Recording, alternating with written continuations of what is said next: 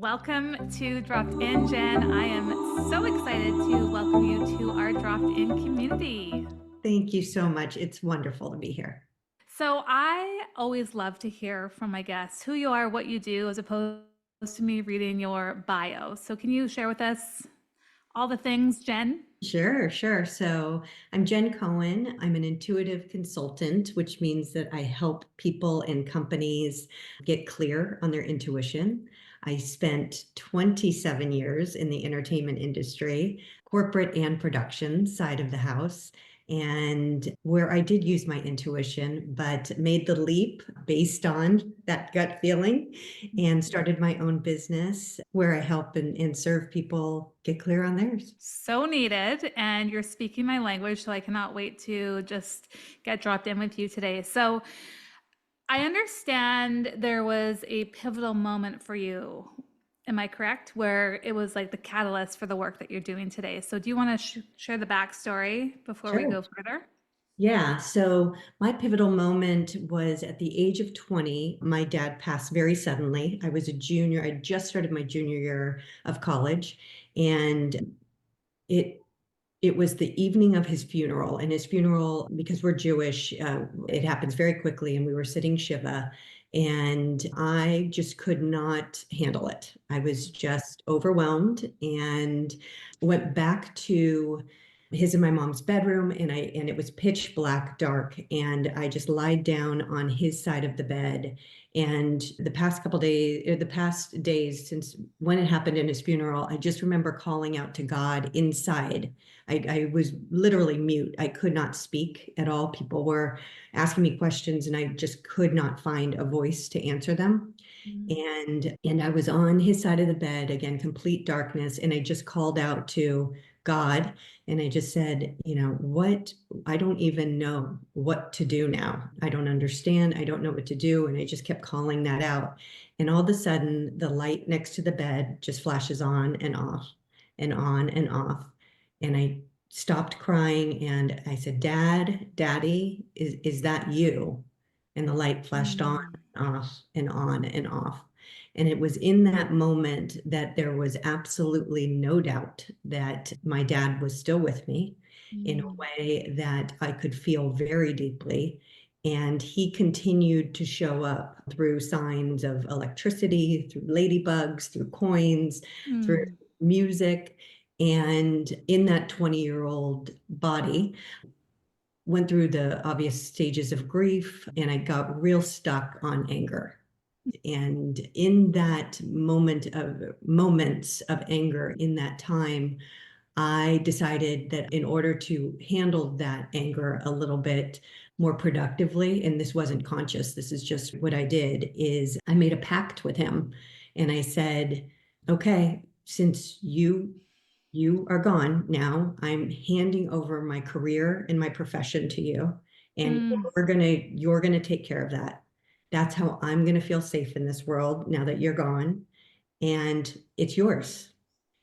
And little did I know in that moment what a gift that was to me. And he readily took that. He readily took that. It was almost like I had given him an assignment for him to focus on in that stage. And from the moment I graduated college, I had a beautiful path of a career. Don't get me wrong, there were ups and downs, of course, and that's all part of it.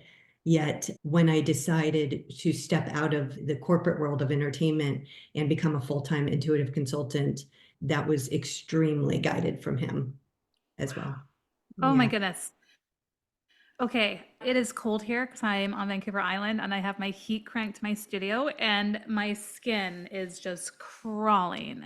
Wow, soul's truth right there. And I can relate to so much of your story. I lost my father at the age of 27. I can relate to a lot that you shared specifically around passing the torch and also asking for the symbols. My dad comes to me in dimes. Yeah, wow. Okay, so you had been in a very successful career. You were feeling this deep sense amount of anger. And so you just went to speak to your father and just said, hey, like, this is in your hands now. So was Did you have this piece of intuition within you at a younger age? Do you recall having these special gifts, or you do? Yeah. Okay. So let's drop into that a little bit deeper then, and Yeah. then go from there. Sure. It's interesting to hear stories about yourself when you're really young, and as you get older, than what people around you experienced. And so I just remember being very in tune with people at a very young age, where it was almost as if I could read their energy. And I know people say kids can read energy, and absolutely, they're much more open to that, I believe. It's we almost unlearn our intuition as we get older and as Mm-hmm. construct basically shows us how to be. And I would have premonitions. I would say to my mom about one of her friends, "Oh, I think Marty is having a really tough time today." Sure enough, the phone would ring and Marty would come in, and it would have a conversation. And she'd be like, "Yeah, I was expecting your call," and things like that. I would connect with my dad on a very spiritual level, that because of the age that he was, and how he was raised was very macho. Mm-hmm. And not an easy part for him to express. I could find those ways. And I remember telling my mom, "Oh, dad cried when we were at such and not in really crying environment. He and I were just hanging out." And I remember her looking at me and being like, "Wait, what? Wait, what's that about?" And so it's almost like this telepathic connection that I was really drawn into. Where that started to veer off a little bit is when people got freaked out, where it's, "How did you know that? Are you eavesdropping?" That type of worry, I would say, and fear that someone was tapping into them in a way that they didn't want to be tapped into. And again, Mm-hmm. as a youth, I was just blabbing it out. I was just, ah. No filter. Exactly. Yeah, you're in the innocence of it. Exactly. Mhm. Which, Yeah, you the know, now, purity. yeah, Yeah. Wow. Okay. So you were connecting with your dad, Earth side, in the spirit realm. yeah, Yeah. exactly. Very cool. Very cool. So you've always had this gift with one another. Yeah, yeah. Isn't that a gift to be able to have that Earth side, and also now, I don't know what your beliefs are in terms of where he is now. Do you mind sharing that perspective? Everywhere. He's Yeah. everywhere. He Yes. is everywhere. He is in everything that I do. Um, Yes. I would say our relationship now is so strong and more powerful than it ever could have been on this physical earth. Mm-hmm. And I Mm-hmm. think he knew that the moment that I came into his life. Yeah. Yeah. Wow. Wow. That is such a profound gift that you have that awareness, because I know a lot of the work that I do help people in releasing grief. And oftentimes what keeps us stuck is like that physical. We think that they're the physical body and that's what we are missing. But when we can move beyond that and recognize that yes, they had a body, but they aren't their body, and they are in fact here with us. It just provides such a relief and release. So I love that you've shared that, because I know my father's with me everywhere I go to. And Yeah, sometimes when I'm really desiring support, it's, oh, there's a dime. Thank you for the confirmation, right? So I absolutely. love that. So, how was it for you then, for being in the entertainment industry? I would imagine that's more, not necessarily just completely masculine energy, but moving from that to going into the work that you do today. Like, how was that position, that pivot for you? The transition was I bet. big. And my dad really helped me with that. Mhm. I would automatic write a lot, and he would just flow through me on that. And the biggest thing I would say was an unlearning of who I had become, and going back to that innocence, that Mhm. childlike innocence of, this is really the core of me. This Mhm. was joy. This was not caring so much about what others were saying and how they perceived me, Mhm. and understanding that everything I have is within me. and how I was going to move through this next stage of my life was going to be very guided by a spiritual relationship, not only, of course, with my father, but with myself and my higher Mhm. self and my deeper self. And I'll tell you, I cried more than I have cried in my life, and simultaneously, I have never been happier. Yes. What was the releasing? The releasing was, I'll say that the biggest pie of it, and then of course there's slices and all the things within, is that I remember very young, and it was a very good lesson. My mom saying, make sure to make your own money, make sure to be very independent, don't rely on a man for that. All really good lessons, especially at the time that she was brought up and when I was young. And what I ended up doing was transferring almost romantic relationships and putting them into the business world. So Mm, instead of relying on a man romantically and a traditional relationship, I superimposed that onto the workspace. And that became the man. That became the male energy. And that became what I was relying on for my money. mm-hmm. And so it was a sneaky way of me obeying what my mom was saying. I'm not relying on a man, but oh, yes, I really was relying on the man, in fact. And so when I could start to ease myself away from that and look at it from an aerial view and see the ways in which I moved and the way in which I neglected myself in order to secure that relationship with corporate, with the Mm, world. I could then see how I had fallen into what she really did not want me to have to experience. I get that. I get that. Oh. Yeah. So, what does it look like working with you now in the work that you facilitate? Yeah, it's very individual. I am an intuitive consultant as well as an intuitive channel. So if people are comfortable with hearing directly channeling, we tap into their higher selves. We tap into any support or guidance that they might like to receive from someone either here on this earth or someone that has passed. I can tap into animals, Mhm. plants, Wow. homes, if you're having a conflict that you need some resolution around. And so I can directly tap into those souls, and we can have a session where we just work like that, where you're hearing directly from. Some people don't exactly want that. And so in the other case, what we'll do is we'll sit down and we'll hear your goals, we'll hear what your intention is, we'll hear where you want to go. And I'm tapped in. And then basically, what I'll hear is just guidance for you, questions that your guides might want some answer from, questions that your higher self would like you to get more clear on, being very specific on how we would like to move forward. But it's all coming from you.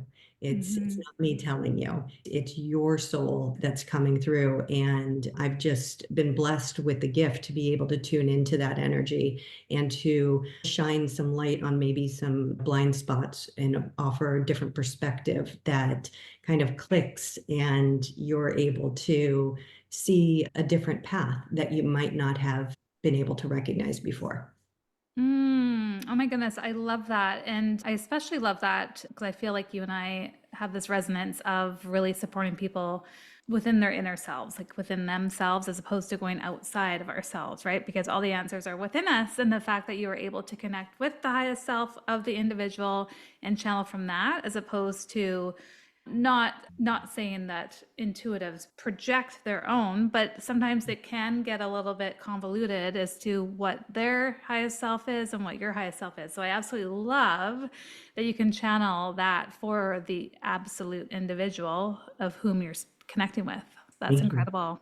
Thank you. Thank you. Yeah. It's that neutrality also. That's something that coming out of the corporate space and being able to really tap into the creative side of the brain that's non-judgmental, that's not right Mhm. from wrong. Some say the feminine side. And yeah, that's extremely important to me. It's that coming Mhm. back. And I do that with myself 10 times a day. Wait, Yeah. make U-turn, make that U-turn and come back. Yeah. Yeah.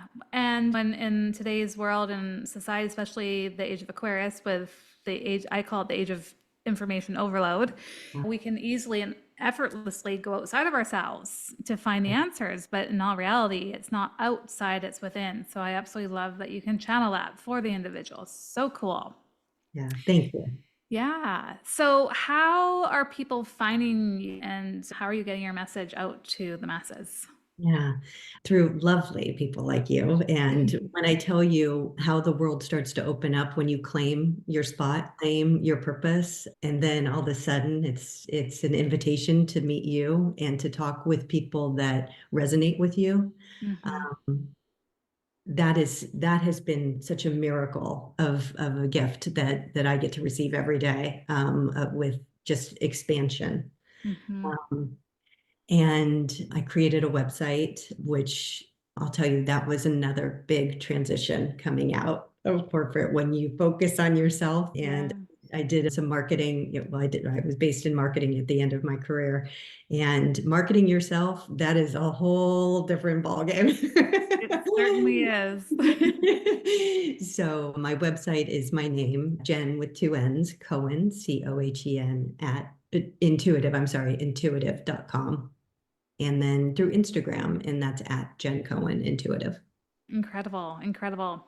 So I know you're passionate about this question. So as am I, but do you think everyone has the ability to be intuitive? I do. We're all born with it. In Mm-hmm. fact, it's our first sense. It's the first thing that we know when we appear here. We know to cry. We know to move in certain ways. We know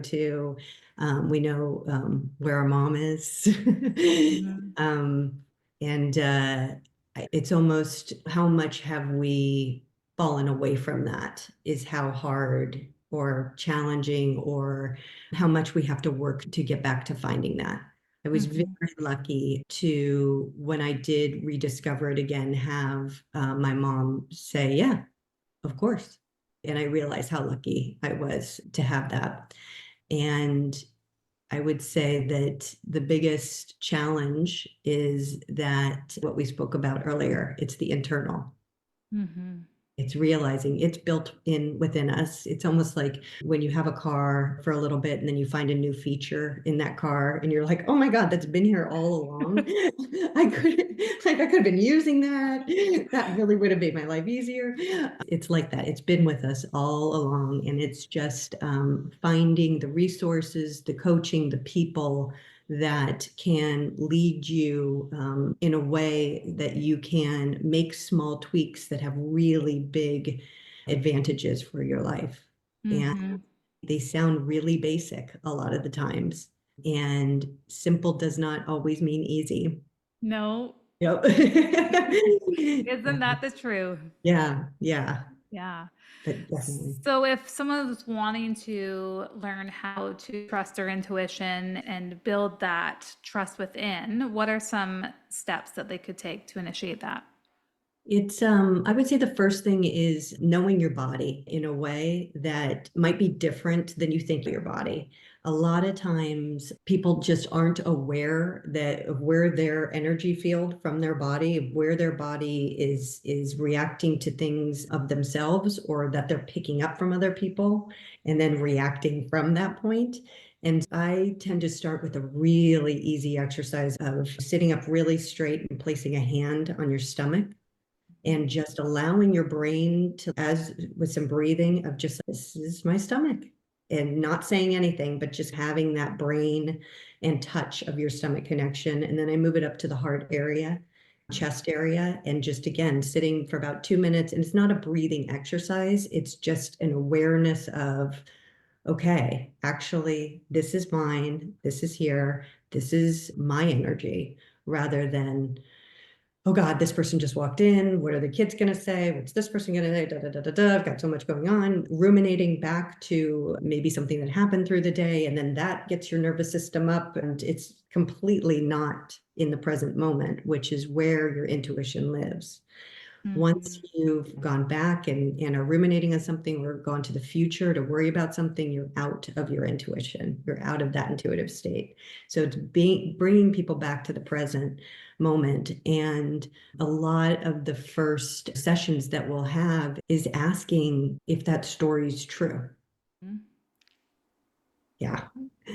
And when you can start to connect those dots of where that story might have begun, people really start to trust a little bit more of, dang, I've been holding on to that for a really long time, and I have now made it my reality. Yes. And giving them tools, intuition, it's not our job to hunt down our intuition. It's our responsibility to put ourselves in a place to receive it. And it could be, it's finding where joy is met for these people. And it's not beating yourself up that you needed to take a nap today. Yeah, Definitely not found in the rigidity, that's for sure. exactly. And how we speak to ourselves, Mhm. how, how we judge ourselves. And if we're judging ourselves, we're judging others. And it's just these really small steps that allow us to be our biggest, greatest selves because our intuition has no reason to keep you protected. It's not here for smallness. Mhm. No, it certainly isn't. Yeah. Yeah. I love also, I think there's this idea that you have to sit on your, I'm looking over here on my meditation space, but it's like we have to sit on our yoga mat or our meditation cushion and just be in the space of receiving. And it's oftentimes more so than not that, yes, we get the downloads there, but it's also being in nature. It's being like for me, when I go hiking with my dogs, it's just, it's like the portal's open, the downloads are flowing, and it's, I can't even keep up with what's coming through, right? So it's nice for people to not always have to be in that space of thinking that they have to, when we force and are in that rigidity, that's the opposite of where intuition resides. So Exactly, exactly. And we can take our cues from nature a lot of time where I was just speaking with a client and they were saying, I just don't feel like doing anything. I'm like, it's 10 degrees outside. Really? You don't feel like doing anything? what's wrong with you?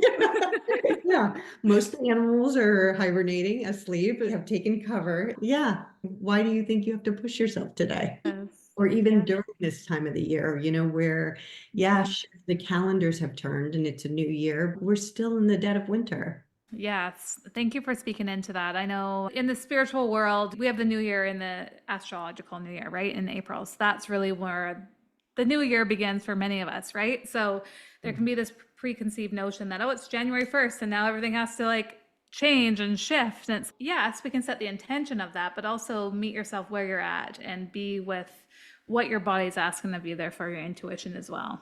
Exactly. And so many times we'll push because um, the ball dropping told us that we need to push in the resolution in the advertising and that's why we see so many resolutions fall so quickly. It's really not intuitive. No. Yeah, yeah. No, it's not. It's the furthest thing from it. With Mhm. that being said, I also love January for the reset and I just trust, but I'm not one for resolutions. I'm actually one for, okay, what energy leaks can I clear away? What blocks need to be revealed so I can move in this new year with intention as opposed to, I'm definitely not one for resolutions, but that's what I do every new year. It's just like a great clearing of releasing what I don't want to bring into the new year. So, Bingo. It's yeah. much spiritual based for me as well. Absolutely. Yeah. Yeah. It's like I can see the dust that I need to clear off a little bit. Yeah. Yes. Oh, thank you so much for being here. It was such a pleasure to meet you. A question I always love to ask my guests is what's a message of hope you can offer someone who is feeling like they're wanting to quit or throw in the towel? I love that you asked this. And can I just say this time went by so quick. I could It- literally talk to you for hours. What I would say is that I would ask myself, if you're thinking about throwing in the towel, I would ask myself a question first, and that is, am I willing to see things differently? Hmm. And then I would follow that up with a forced smile, if you're not feeling like smiling, but a forced smile and saying, this is easy. This is easy. And it usually will go into a laugh because we have been, we as humans, we make things so much harder than they need to be. Mm-hmm. And if you can really truly ask yourself, am I willing to see this differently? And ask for help spiritually. And then say, this is easy. Mm, The answers are just going to come now. And yeah. that with that kind of warm smile, with that slight smile, that always for me turns into a chuckle because I realize how hard I make things at certain times. That would be my advice. That's beautiful. Yeah, you and me both. Thank you for sharing that. And also thank you. I think just to tap into one more thing here is yes, the answers are within us, but there was a time where I disconnected from the spirit realm. And it's funny to say that because I know they're always with me, but my disconnection was real.